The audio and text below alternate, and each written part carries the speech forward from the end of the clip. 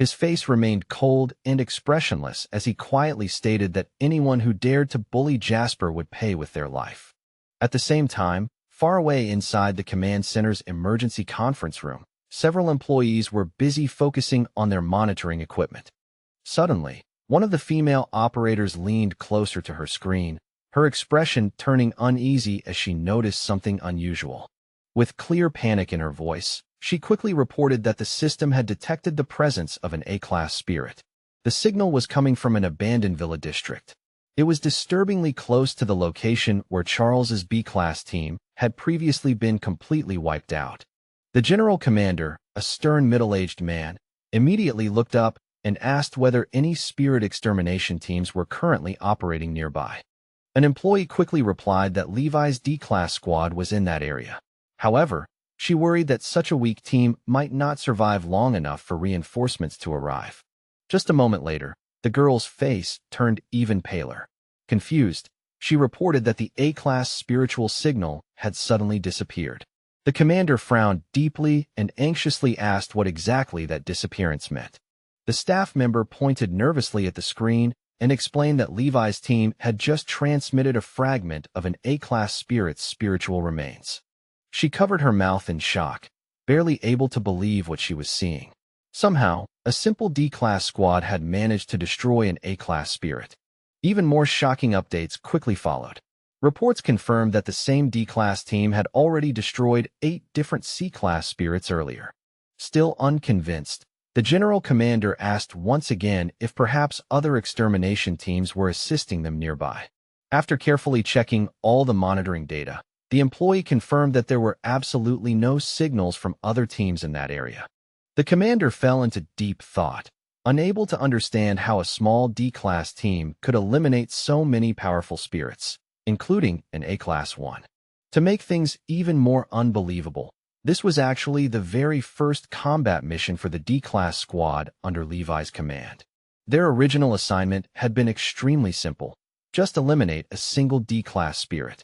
In the past, whenever a low-level team encountered a higher-level evil spirit, the probability of the entire squad being wiped out was almost 99%. But now the situation was completely different.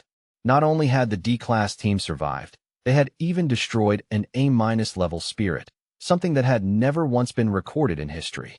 As the sun slowly sank below the horizon, Levi's car quietly drove along the road, heading back toward the base. The deputy captain assumed that the command center must have already recorded their return and likely noticed the powerful spiritual fluctuations from the battle. Perhaps headquarters would assume that the spirit had been deliberately brought there as part of some kind of training exercise. However, deep down he clearly understood that Levi's behavior, protecting that spirit so fiercely, must have been driven by far more personal reasons. Before long, the team's vehicle arrived at headquarters. To their surprise, the commander-in-chief was already standing at the entrance waiting for them. The deputy captain looked shocked by this unexpected reception. He whispered in disbelief that the commander-in-chief himself had personally come outside to greet them. The rest of the squad members were equally confused. Some of them quietly looked at Levi with admiration, already starting to treat him like a living legend. The commander-in-chief stared seriously at the group and directly asked whether Levi's team had truly destroyed an A-class spirit. The entire squad instantly stood at attention and gave a formal salute. The deputy captain confirmed the report, carefully explaining that to be completely accurate, the spirit had been eliminated entirely by Captain Levi alone. He added that in other countries there had been rare reports of special fighters capable of independently eliminating supernatural anomalies. According to him, Captain Levi appeared to be exactly that kind of person, a fighter who could destroy evil spirits and ghosts with nothing but his bare hands. Captain Louis chuckled slightly after hearing that explanation, saying it sounded completely ridiculous. In his opinion, no D-class captain could possibly possess such absurd power. However, the soldiers standing behind Levi all nodded at the same time. They firmly confirmed that it was indeed Levi who had destroyed every single spirit himself. Louis and his deputy exchanged doubtful looks, clearly struggling to accept what they were hearing. The commander-in-chief then pointed toward Jasper, who was standing beside Levi, and asked why this D-class spirit had not been eliminated immediately. The deputy captain explained that this spirit seemed to retain his memories and human emotions. He also mentioned that Jasper had known Levi back when he was still alive. That statement shocked everyone present. Until now, there had never been a single recorded case of a spirit retaining its humanity. Another employee then added that Charles's B-class team had once encountered a low-level spirit that strangely showed no evil aura at all. The commander-in-chief looked thoughtfully at Jasper, quietly wondering if this unusual spirit might truly be harmless. However, Louis clearly didn't believe any of that. Without hesitation, he pulled out a gun, aimed it directly at Jasper, and coldly stated that ghosts could never be trusted. Jasper trembled uncontrollably, his face pale with fear. Seeing this, Levi immediately stepped forward and placed himself firmly in front of him, shielding him with his own body. In a steady voice, he said that he would never allow anyone to frighten Jasper again. Louis, however, did not lower the gun in his hand. His cold stare remained fixed on Jasper as he hinted that he had no intention of merely threatening the spirit. He was fully prepared to pull the trigger. At that tense moment, the deputy captain quickly stepped between the two sides. Speaking to the commander-in-chief, he reported that every spirit they had destroyed earlier had actually been discovered with Jasper's help. According to the deputy, Jasper had pointed out their exact locations ahead of time, even revealing the presence of the dangerous A-class spirit before it appeared. The commander-in-chief was visibly stunned by this revelation. It was difficult to believe that a spirit would willingly assist humans in hunting down and destroying other spirits. He slowly reasoned that, perhaps deep within his subconscious, Jasper still truly believed he was human and had naturally chosen to stand on humanity's side. Glancing toward Levi, who was still standing protectively in front of Jasper, the commander reflected that together they had already eliminated 8 C-class spirits and even 1 powerful A-class spirit. He then raised his hand to stop Louis, who was preparing to aim his weapon again. Calmly but firmly, he stated that if this spirit was truly harmless, then he deserved at least a chance to prove it. After giving the order, the commander-in-chief called for a closed-door meeting. Based on everything he had heard so far, he believed Jasper might actually be worthy of trust. Furthermore, Jasper's unusual ability to detect anomalous spirits, even those that had not yet manifested, could become an extremely valuable asset. Those attending the meeting listened carefully to his explanation, although many of them still showed obvious dissatisfaction with the idea. Then, quite suddenly, the commander-in-chief made an unexpected proposal to create a special independent unit consisting solely of Levi and Jasper. The moment those words were spoken, the entire hall fell into stunned silence as shock spread among everyone present. Even though many people were clearly shocked by the suggestion, very few dared to openly challenge the authority of the commander-in-chief. Louis, however, was unwilling to remain silent. He strongly protested, refusing to believe that a spirit could be officially accepted into their ranks and questioning how serious such a decision really was. But the commander-in-chief answered firmly and without hesitation, making it absolutely clear that he was completely serious about this decision. After the meeting concluded, he personally invited Levi and Jasper for a private discussion to go over the details of the arrangement and the possible advantages of such cooperation. He explained that since Jasper was technically a spirit, he would temporarily be unable to receive official government benefits, though suitable conditions could be negotiated later. However, the commander also issued a serious warning. If Jasper ever harmed a human, Levi would bear full responsibility, and in the worst-case scenario, the punishment could even be death. Levi accepted the condition without hesitation. He calmly stated that he truly intended to continue eliminating dangerous spirits and protecting people from such threats. Jasper admitted softly that he still felt afraid of other spirits. Hearing this, Levi gently reached out and stroked his head, reassuring him that he would always protect him. Watching this quiet interaction from the side, the general studied Jasper carefully, silently wondering whether the young spirit truly no longer saw himself as a ghost. Meanwhile, in a small wooden house somewhere far away, the messenger slowly regained consciousness. His mind felt foggy, and he could barely understand where he had ended up. Through the haze clouding his thoughts, He noticed a man standing nearby who was calmly stretching out a hand toward him. Suddenly, the messenger screamed in panic and demanded to know what was happening. But the scream quickly turned into awkward clucking sounds. Realizing something was terribly wrong, he looked down at himself in horror. Instead of his proud phoenix form, he had somehow turned into nothing more than an ordinary chicken. Someone grabbed him roughly by the wing and shook him. At that moment, the horrifying truth finally sank in. He had truly become a rooster. Fragments of memory began returning to him.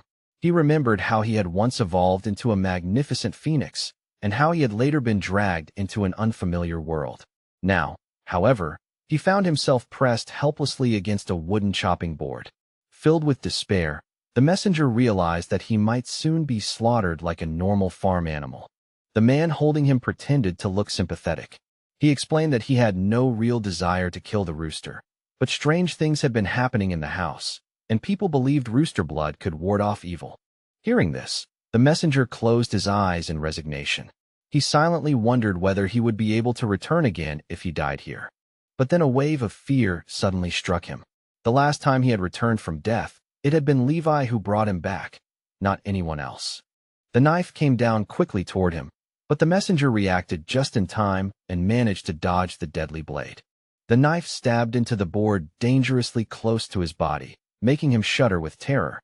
As he struggled desperately, the man grabbed one of his legs and muttered nervously that the rooster must be possessed by a spirit. He hoped that spilling its blood would drive the evil away. Despite the man's words, the rooster struggled harder and harder. But soon he realized with frustration that his beak prevented him from speaking a single word. At that moment, despair reached its peak. With no other option left, he decided to take a final gamble and rely on his last ability, the sensual summoning call. To his astonishment, the heavens seemed to respond once again. This time, the messenger successfully summoned Theo. The butcher who had been preparing to slaughter the rooster suddenly screamed in terror, mistaking the sudden appearance for the arrival of a ghost. Taking advantage of the confusion, the rooster broke free from the man's grip and rushed straight toward Theo, trembling as he clung tightly to him. Theo looked down at the shaking rooster in surprise, trying to recognize who it might be from the strange patterns in its feathers. After thinking for a moment, he realized that if this creature had been able to summon him, it must truly be the phoenix he knew.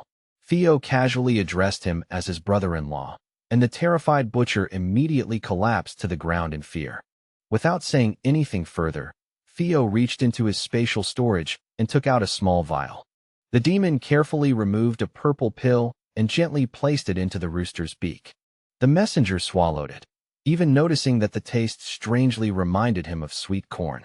Almost immediately afterward, he felt a wave of relief as he realized he could finally speak again.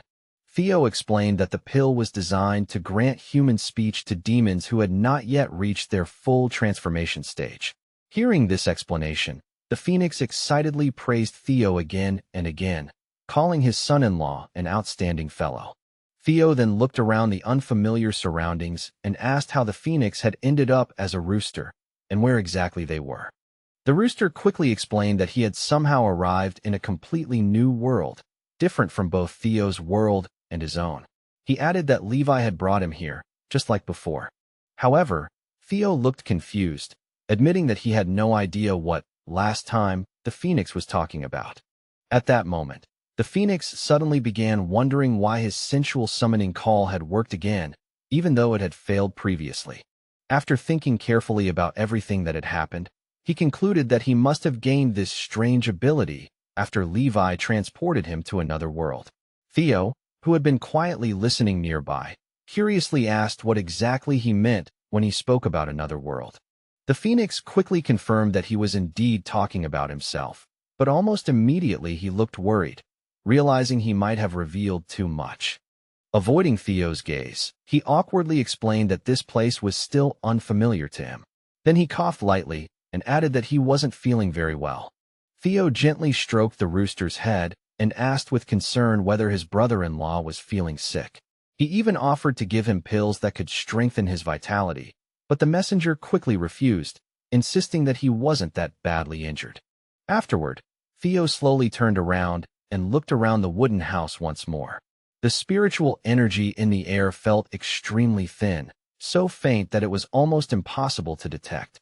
At that exact moment, the kitchen door burst open with a sudden creak that cut through the silence. Theo had just finished mentioning ghosts, and almost instinctively he turned his head. Standing there in the doorway was the boy, as if he had appeared out of nowhere at the very moment the word had been spoken. The boy's expression was dark and unsettling, his face clouded with a heavy gloom. What truly stood out, however, were his eyes, deep, shining black with eerie blood-red pupils that glowed faintly, giving him a chilling presence that immediately made the room feel colder. In a tense voice, he declared that Asai was his closest and most trusted friend. With surprising boldness, he warned his own father not to even think about harming him, making it very clear that anyone who dared to kill Asai would have to face him first. After saying that, he added in a strangely cold tone that even blood could not truly drive away evil. It was as if he already knew something darker was at work and that ordinary methods meant nothing in the face of it. Only then did the boy suddenly freeze in place, as though the situation had just fully registered in his mind. His eyes slowly shifted downward, and he noticed his father lying motionless on the floor. A flicker of confusion crossed his face as he wondered in silence whether the man was still alive. Just then, a voice suddenly rang out in the room. The unexpected sound snapped the boy's attention away from his thoughts and pulled his focus toward its source. Phoenix calmly spoke up and explained that the man wasn't dead at all. He had only fainted and lost consciousness for the moment, so there was no need to panic. Hearing this explanation, the child stared in pure disbelief. His eyes widened as he realized the one speaking was actually a chicken, and he looked at the strange talking bird with stunned amazement. Seeing the confusion, Theo stepped in and casually explained that the boy's body had been taken over by a spirit. His tone was calm, as if he were simply describing something ordinary. From within the boy's body, a low and shadowy voice suddenly answered back. It asked coldly who exactly they were and why they were interfering. Theo's expression turned slightly displeased. In his eyes, it was almost insulting that such a weak and insignificant spirit dared to speak so boldly while borrowing someone else's body, especially when addressing someone he considered far above it. The evil spirit immediately felt something was terribly wrong. Theo's presence alone carried an overwhelming aura, so powerful that the spirit realized he could probably destroy it without even trying. The boy's body suddenly dropped to its knees. From his mouth came a trembling, ghostly voice begging desperately for mercy, promising again and again that it would never dare repeat such reckless actions. Theo simply gave a cold order, telling the spirit to leave the boy's body immediately. Faced with such pressure, the spirit didn't dare resist and instantly obeyed the command. A thin stream of black smoke slowly seeped out from the boy's body like mist escaping from a crack. The rooster, however, didn't notice it at all. Looking puzzled, he asked whether the creature had really come out and what kind of spirit it actually was. Seeing the rooster's confusion, Theo calmly confirmed that the spirit had indeed left the body. He then added with a faint smile that an ordinary rooster simply didn't have the ability to see spirits with the naked eye. The messenger listened to the conversation but still looked confused. He clearly didn't fully understand what they were talking about. Suddenly, a spark of light flashed in Theo's eyes. A strange and delicate vessel appeared in his hand out of nowhere. The rooster eyed it suspiciously and asked what it was and what it contained, commenting that whatever was inside looked surprisingly appetizing. Before Theo could even explain, the rooster eagerly opened his beak. A single drop of crystal-clear liquid fell neatly into his mouth. The moment the drop touched his tongue, he felt a sharp, cool sensation spread through his mouth. It had no flavor at all, which made him complain immediately that giving him only one tiny drop was far too stingy for a son-in-law. But before he could keep complaining, he suddenly noticed something surprising. The shadowy shape in front of him was slowly becoming clearer and easier to see. Theo calmly explained that the thing before them was a spirit formed from resentment, anger, and dark energy. After a person dies with those emotions, such spirits are sometimes born and can slip into the bodies of the living. He also mentioned that the vessel he used had an extraordinary origin. The drop the rooster just drank was part of its spiritual heart, something similar to the cultivation core used by powerful cultivators. The moment he heard this explanation, the rooster's face went pale. He cried out in horror, saying he should never have been given something so valuable and dangerous. Theo, however, suspected that his son-in-law probably didn't realize just how important that item really was. Still, he admitted he could only guess based on the name alone. Old memories suddenly flashed through the messenger's mind. Panic filled his voice as he said he definitely didn't want to feel someone else's heart inside him, nor did he want to share his body with anything like that. Theo gently reassured him that although the item was extremely precious, one small drop wouldn't harm him at all. It would simply strengthen his body and help establish a solid foundation without any negative effects. Only after hearing that explanation did the rooster finally calm down, though he still looked slightly uneasy. Soon he learned that once the foundation was established, a demon would become much stronger than normal people. Their speed and strength would improve greatly, and they would also gain the ability to absorb spiritual energy from their surroundings. Meanwhile, the shadow that had been silently watching everything was deep in thought. Its gaze slowly turned toward the herald, studying him like a hungry creature staring at prey, filled with rich spiritual energy. After a moment, it quickly made up its mind. If it could devour this rooster, it might leap directly from the level of a vengeful spirit to the far stronger rank of a demon. At that same moment, the rooster suddenly felt something strange. A cold and uneasy sensation crept over his body, making him feel that something nearby wasn't right. When the discussion turned to what should be done with the spirit, the rooster bluntly suggested that they simply kill it and end the trouble once and for all. Hearing that, the spirit instantly lost all its arrogance. It began begging desperately for mercy, swearing again and again that it would never harm either humans or spirits ever again. Theo, however, remained completely unmoved. In a cold voice, he explained that creatures born from evil naturally harm others, so their promises could never truly be trusted. Hearing that statement, the messenger quietly thought to himself that he was technically a demon as well, though he knew he could never be compared to beings born directly from heaven and earth. Even so, he decided to defend the spirit. He reasoned that since the creature had already promised not to cause further harm, interfering any further might not be necessary. After thinking for a moment, Theo finally relented slightly. He admitted that the being was indeed a spirit, but since he himself wasn't human either, he could choose to overlook it this time. The moment the ghost heard this decision, it immediately began bowing repeatedly. It thanked them over and over, its voice filled with relief at being spared. The herald then told the spirit it could leave. After that, he said he planned to go find Levi and Jasper and asked the protagonist to send him back to his own world afterward. Theo listened to this and sighed softly, noting with a hint of regret that it seemed his company was no longer needed. The rooster confidently declared that he could manage things on his own. After all, a demon who had already reached the foundation stage wasn't someone ordinary people could easily capture. With those confident words, he flapped his wings and quickly flew away without hesitation. He happily shuffled his chicken feet along the ground, clearly in a good mood, and completely unaware that somewhere nearby, he had already become someone's chosen target.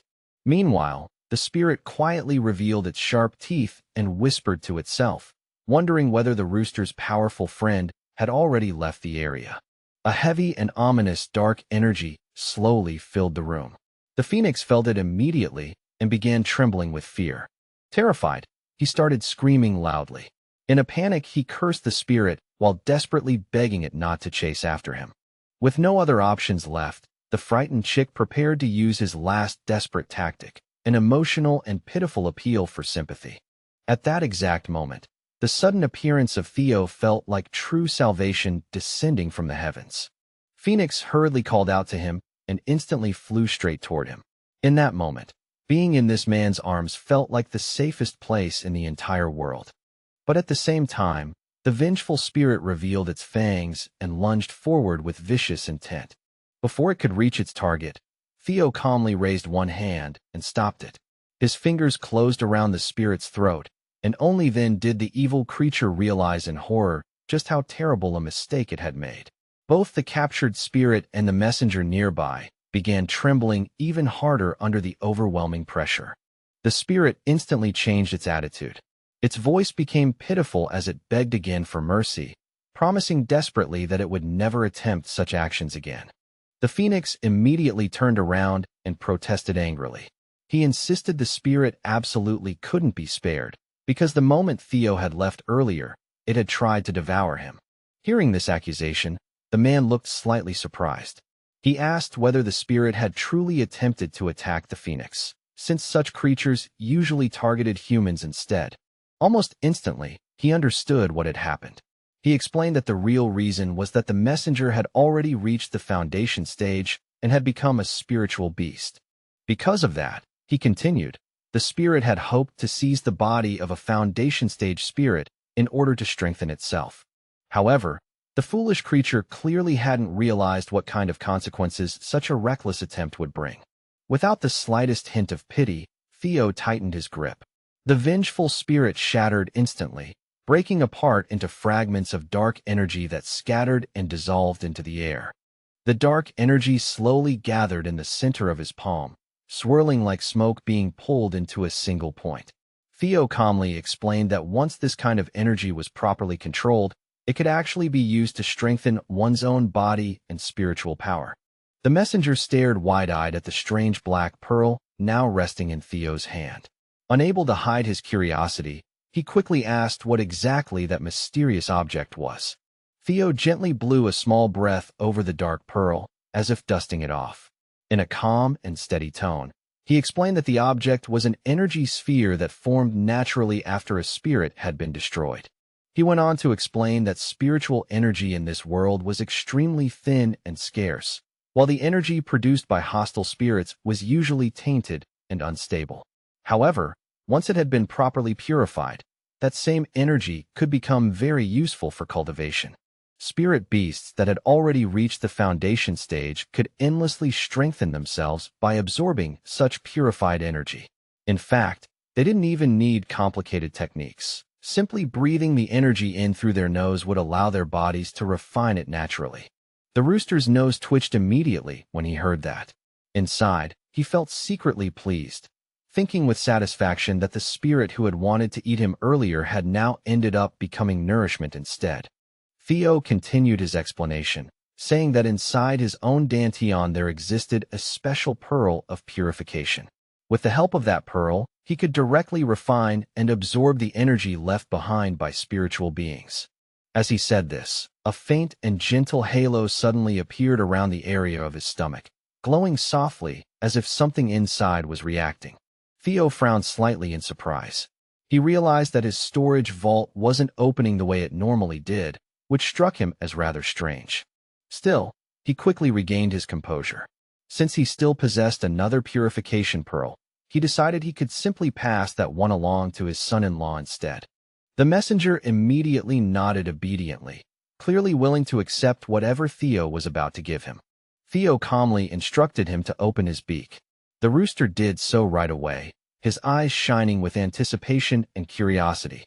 Theo then carefully tilted his own head slightly forward, preparing to transfer the precious item. At that moment, however, the phoenix suddenly felt uneasy. Watching Theo's movements, he began to panic, sensing that the whole situation was starting to look increasingly strange. When Theo leaned closer than expected, the chick became completely flustered. He screamed in alarm, wondering if this was really how power was supposed to be transferred. In a burst of embarrassment, he quickly pushed Theo away with his wings and demanded that he keep some distance. Theo himself looked genuinely confused by the reaction. In his mind, giving the phoenix the purification pearl would only allow him to absorb energy more easily and grow stronger. After a moment of hesitation, the rooster slowly began to calm down. He tried convincing himself that it was only a pearl being passed over and that there was really nothing embarrassing about it. Even so, his wings awkwardly pressed against Theo's face as if trying to keep him at a safe distance. Blushing slightly, he hurried him along and told him to hand over the artifact quickly. Eventually, the phoenix relaxed again and reopened his beak. The purification pearl emitted a faint, gentle glow, while the herald smugly flicked his tail in anticipation. This time the sensation was completely different. Instead of cold, it felt warm and faintly pleasant, though still almost tasteless. Theo calmly remarked that the warmth simply came from his own body temperature. The phoenix suddenly sensed something strange about the whole situation. Letting out a weird, panicked sound, he quickly ran away, feeling his cheeks burn with embarrassment. Theo remained standing there for a moment, clearly wanting to say something more. But before he could finish explaining, the summoning force pulled him away and sent him back to the other world. Meanwhile, the phoenix began to feel his entire body warming from the inside. It felt as though the energy he had received was already beginning to circulate and merge with his own power. Muttering quietly to himself, he wandered outside. At the moment, he had no idea where to go or how he was supposed to find Levi and Jasper. After thinking it over for a short while, he decided that the best thing to do for now was simply leave this strange place first.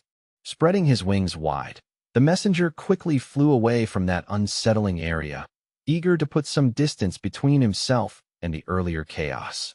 However, the scent of his newly awakened power spread invisibly through the air. That powerful aura stirred every nearby spirit, waking them as they greedily sniffed the atmosphere to trace its origin. It didn't take long before they located the source. It was a phoenix radiating incredibly pure spiritual energy, an aroma that seemed unbelievably nourishing to them. The spirits began whispering among themselves, their voices filled with hunger. They believed that if they managed to devour this phoenix, their power could increase by at least 2 entire ranks. At that very moment, the messenger suddenly felt an eerie chill creep up his back. Confused, he wondered why he had suddenly started feeling so cold. Looking around cautiously, the messenger soon noticed a crowd of ghosts staring directly at him. From the greedy looks in their eyes, it was obvious they were eager to devour him. Then, quite suddenly, the phoenix gagged and vomited. The surrounding spirits paused in confusion, not understanding what had just happened. The herald himself looked completely baffled as well. He couldn't understand why he was suddenly unable to absorb the energy of these creatures the way he had before. Meanwhile, far away on the Hongyu continent, Theo sat quietly in meditation. He was deeply puzzled, wondering why his storage vault had suddenly stopped responding and refused to open. The magic circle slowly appeared before him, glowing steadily. Everything seemed perfectly normal, which made him wonder if he could try opening the vault again. After swallowing the spirit purification pearl to restore some of his strength, he quickly concluded that the problem must be connected to the other world. At that moment, the Scarlet Phoenix noticed that the ruler had just returned. With a mocking tone, he asked whether the queen had already kicked him out again so quickly. Those teasing words suddenly reminded Theo of a story he had once told long ago when he tricked his brother. Back then, he had lied to the Scarlet Phoenix, claiming that the egg had been a gift from his beloved queen in another world. Even now, he still felt slightly guilty about telling that lie. However, the Scarlet Phoenix had seen through him from the beginning. He had long suspected that the story about the queen and the mysterious egg was completely fabricated. Still, Phoenix had recently noticed something strange. Since Theo was now being summoned every 2 or 3 days and sent back almost immediately, he had started wondering whether that mysterious queen might actually exist. He explained that perhaps only such a queen could command Theo so easily, summoning him whenever she wished and sending him away again without him ever showing anger. Hearing that reasoning, Theo suddenly felt a bit flustered. He even began wondering whether he should actually be angry in a situation like this. Phoenix finally sighed, clearly tired of Theo's innocent confusion. He declared that if Theo truly felt no anger at all, then it simply proved how strong his feelings for that queen must be. Theo thought about it for a moment and reluctantly agreed. After all, every time he saw her, he genuinely felt happy. Pointing at the egg nearby, he tried to explain that the egg actually belonged to him. Unfortunately, before he could finish explaining the truth, he was summoned once again and vanished instantly. The Scarlet Phoenix merely snorted with disdain, declaring that Theo was clearly completely under the queen's control. Suddenly, a loud crash echoed nearby, followed by someone shouting in panic that His Majesty had disappeared again. A servant rushed in and reported urgently to the Scarlet Phoenix that human cultivators had once again entered the forest to hunt spirit beasts. Hearing this news, the demon calmly ordered the lower beasts to deal with the situation themselves, since their king was still absent. He casually added that they could simply tell the invaders that human flesh actually tasted quite delicious as well. Meanwhile, Theo had already reappeared beside his brother-in-law, who was screaming in terror and immediately rushed toward him for protection. The messenger shouted helplessly that he wasn't happy about any of this either, but he truly had no choice in the matter. Pressing himself tightly against Theo for safety, he clung to him nervously. Theo simply smiled calmly and reassured him that everything was fine. He had already come to help. Then Theo raised his head and noticed a massive crowd of evil spirits approaching. With just one raised hand, he stopped them in their tracks. Without hesitation, he activated the glacier skill, releasing a freezing wave that instantly spread through the area. In a single moment, every spirit froze where it stood. They became trapped together inside a gigantic block of solid ice. Theo shot them a sharp, disapproving glare. His expression made it painfully clear that he was far from pleased with their reckless choice to attack the herald so suddenly, especially without thinking through the consequences of provoking such a dangerous entity. Before long, the clash came to an end. The battlefield fell silent, yet the thick black aura left behind by the defeated spirit still lingered in the air like smoke.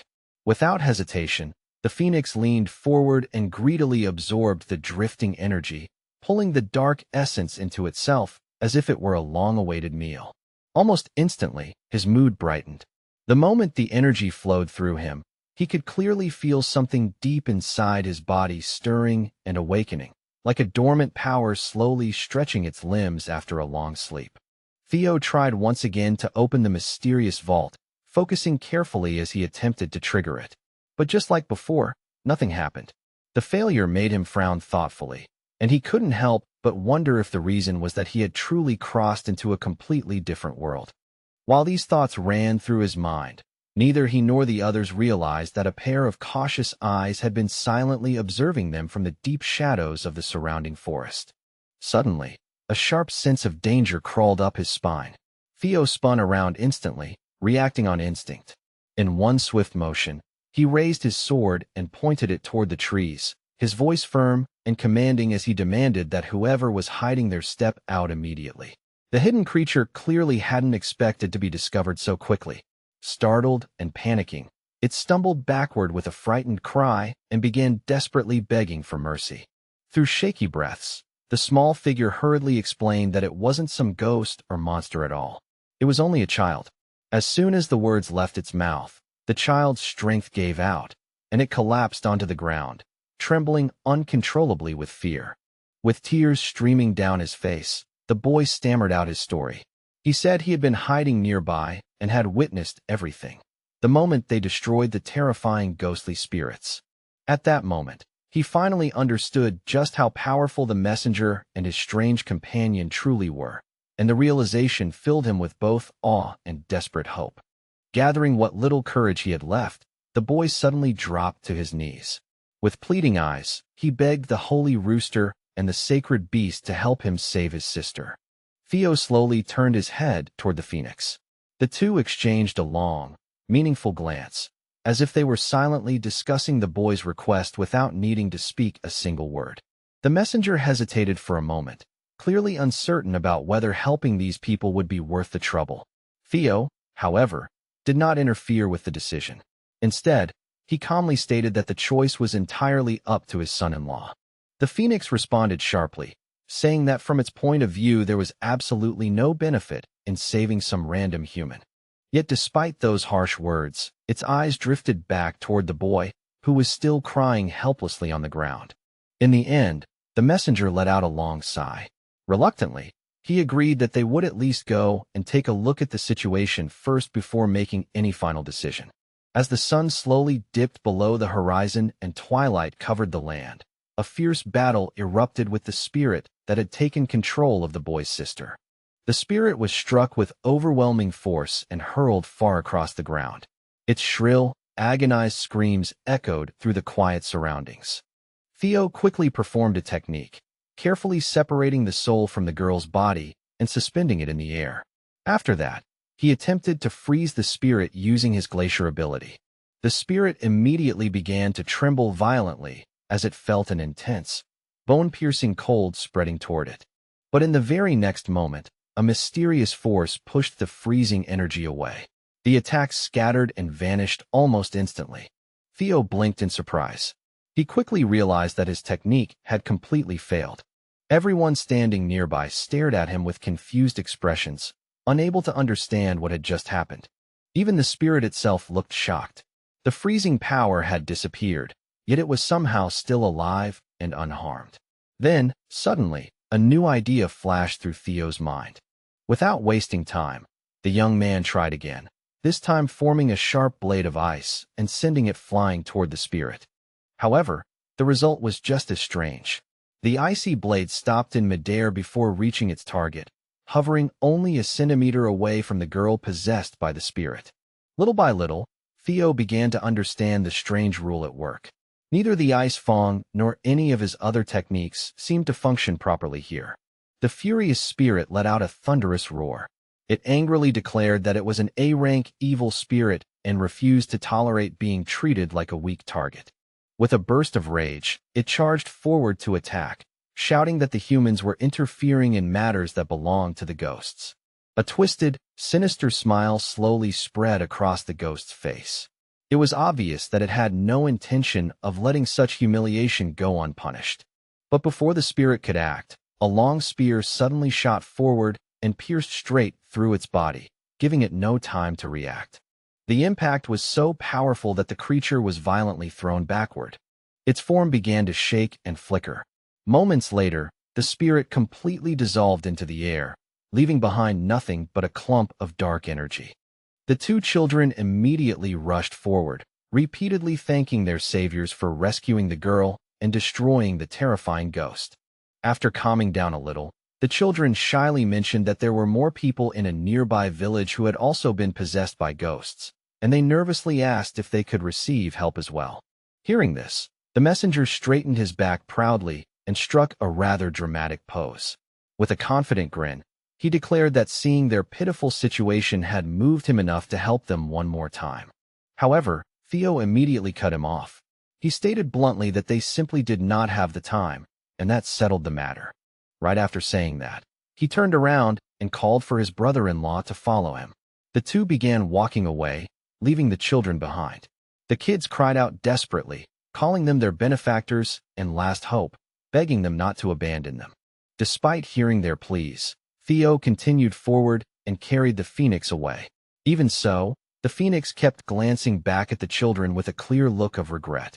The messenger couldn't understand this decision at all. Confused, he asked Theo why he refused to help when he had always treated people so kindly before. Theo stopped walking and answered quietly. He explained that from now on they needed to avoid interacting with the creatures of this world as much as possible, especially demons. He reminded the messenger that after absorbing the spirit's energy earlier, the phoenix had clearly become stronger. To prove the point, the messenger immediately flexed his body excitedly and said he could feel an incredible surge of strength flowing through him. Theo continued his explanation, adding that the phoenix hadn't just grown stronger, it had also gained completely new abilities. Curious and eager, the messenger took a deep breath and suddenly released a stream of icy air toward a small bird flying peacefully overhead. The bird was instantly frozen solid and dropped from the sky like a falling stone. Theo looked surprised and quickly praised the phoenix, amazed that it could now release freezing breath. But only a moment later, the ice shattered and melted away. The bird regained consciousness and frantically flapped its wings. As it hurriedly flew away, it shot them an angry glare, leaving both animals standing there feeling slightly embarrassed and disappointed. After thinking it through, Theo calmly concluded that the freezing seal only worked for a brief moment. He explained that the rules of this world seemed to limit the power of his abilities. In fact, it appeared that any technique could only be used successfully once before the world itself prevented it from working again. When the messenger heard this explanation, panic immediately spread across his face. He quickly realized the danger. If they kept fighting powerful spirits, Theo's techniques would gradually run out, and eventually he wouldn't be able to protect him anymore.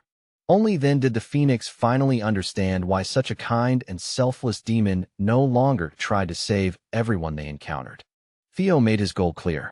His priority was to protect his brother-in-law and quickly find Levi and Jasper so they could return the Phoenix to its original world. However, as he spoke, the young man slowly looked around with a dark expression. More and more spirits were silently gathering around them. He pointed out another serious problem. Because the Phoenix was a spiritual beast, its unique energy attracted spirits like a powerful scent in the air. Meanwhile, somewhere else, the main character was being provided with new equipment. The device was a tiny camera no larger than an earring, designed to record and broadcast everything directly from a first-person perspective.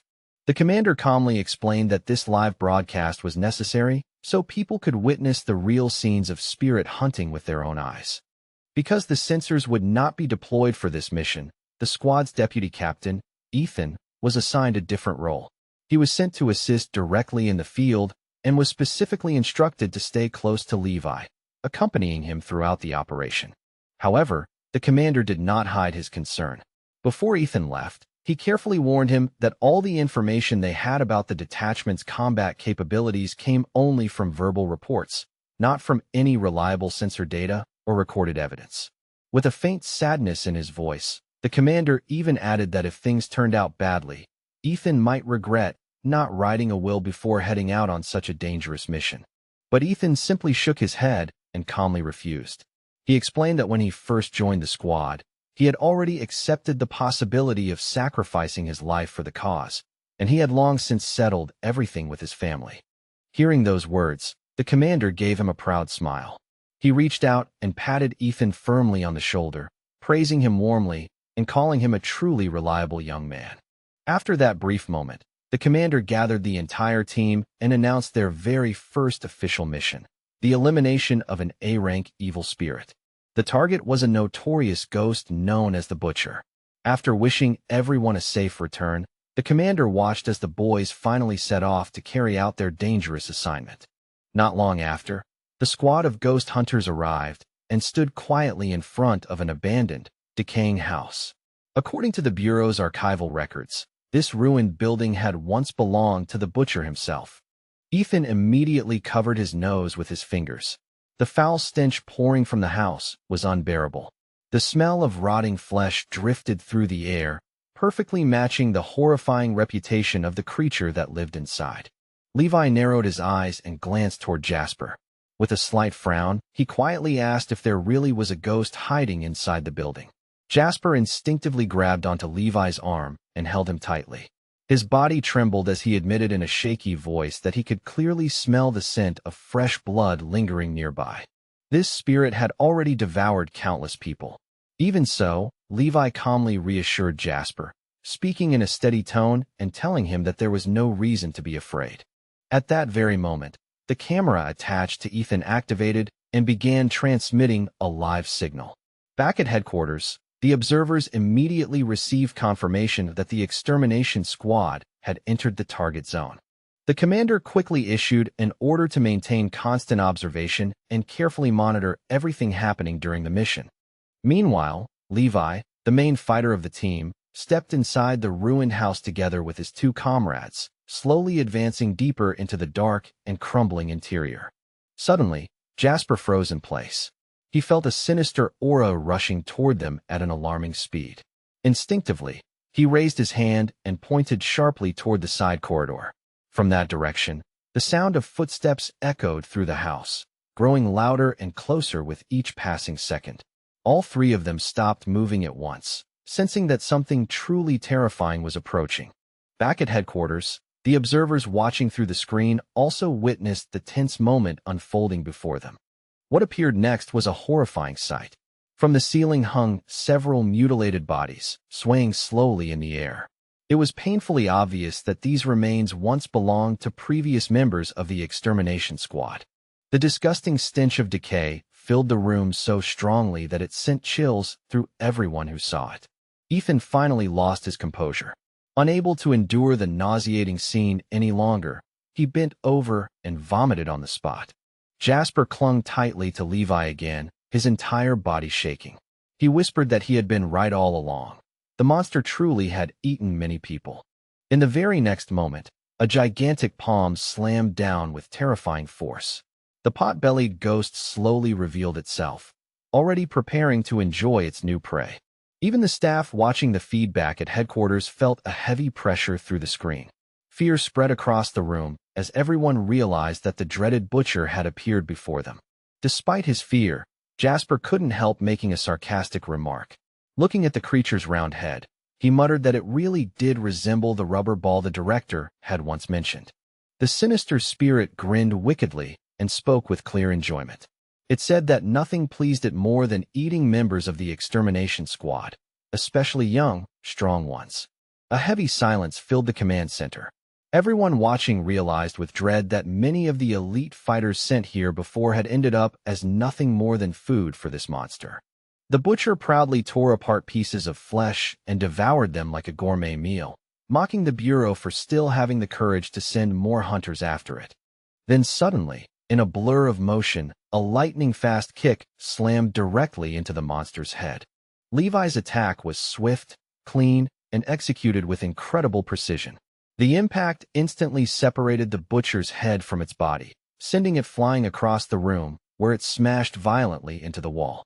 Everyone who witnessed the scene was stunned. It was almost impossible to believe that the captain had decapitated an A-rank spirit with a single strike. Yet even after that devastating blow, the severed head remained fully conscious, blinking as if nothing had happened. The ghost arrogantly laughed and declared that such brute force alone could never destroy him. But Levi responded in a rather unusual way.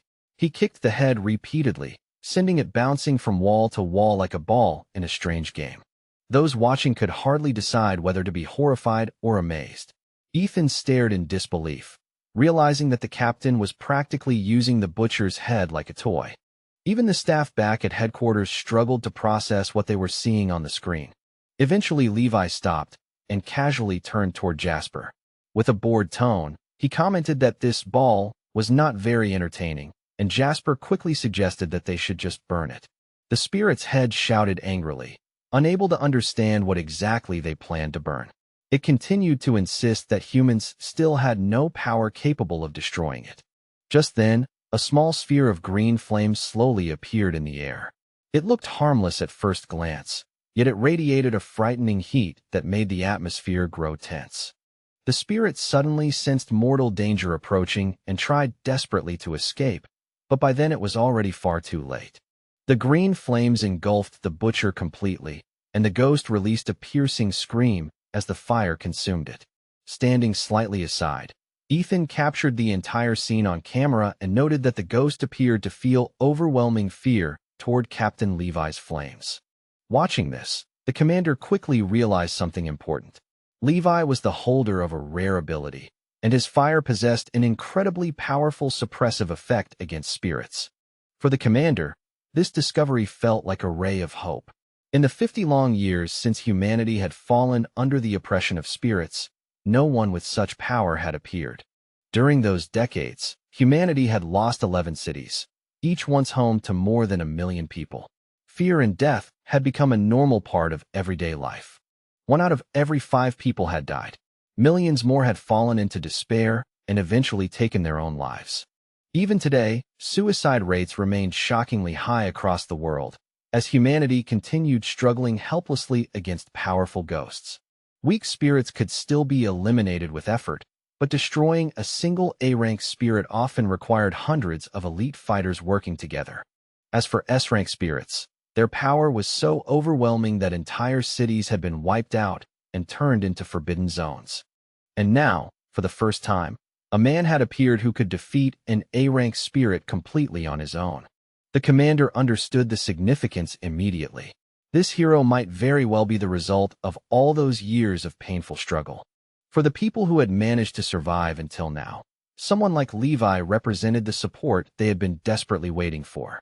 Soon after, the extermination squad's office received confirmation that fragments of the butcher had been transferred. The first mission was officially marked as complete. The commander could not hide his excitement. He immediately ordered contact with the squad and told them to prepare briefly before beginning the next assignment. Their next target was already chosen, the 3rd A-rank spirit listed in the city's archives, known simply as the Old Woman. This ghost had an unnaturally long neck. In a creepy, ominous voice, She muttered that young visitors had come to see the old woman again, and she was already looking forward to her next meal. Back at the observation center, analysts immediately began reviewing the situation. According to the archived records, this spirit possessed extremely high speed. In fact, one A-rank fighter had previously died during an encounter with her without even managing to land a single attack. The old woman moved like a sudden gust of wind, appearing and disappearing so quickly that the human eye could barely keep track of her movements. Without any warning, the spirit suddenly lunged forward, rushing straight toward Levi and his companions with frightening speed. Despite the sudden attack, the protagonist didn't panic at all.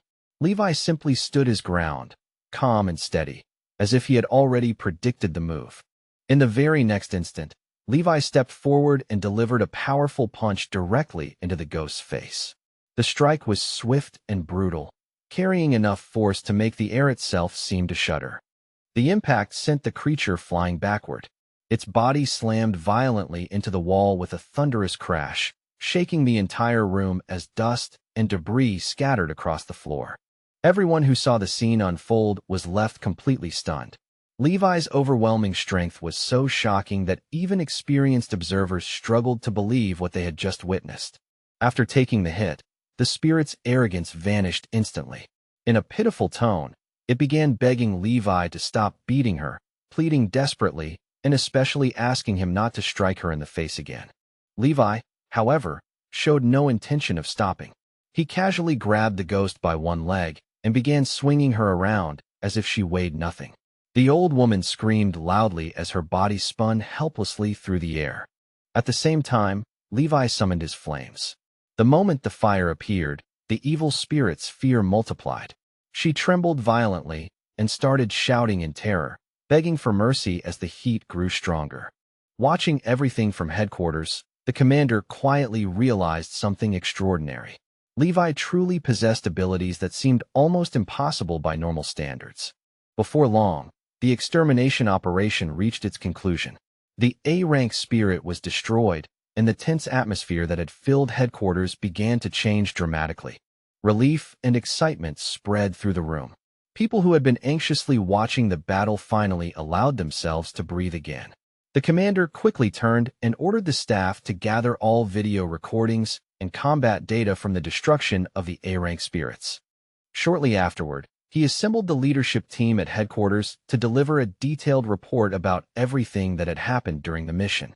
In his hands were official records confirming an incredible result. The last A-rank evil spirit listed in the city's archives had been successfully eliminated. He confidently stated that once the commander-in-chief reviewed these materials, he would be able to objectively evaluate the true combat strength of the squad. The commander-in-chief admitted that the news pleased him greatly. However, he also pointed out a serious concern. If soldiers were killed during a live broadcast, the fear among the population could grow even stronger. The commander immediately objected to that concern. He firmly defended his decision and reminded everyone that this squad had already destroyed 4 A-rank spirits entirely on their own. He also emphasized that the country desperately needed hope right now. Hope that people could witness with their own eyes instead of simply hearing about it in reports. Even so, the commander-in-chief proposed a safer alternative.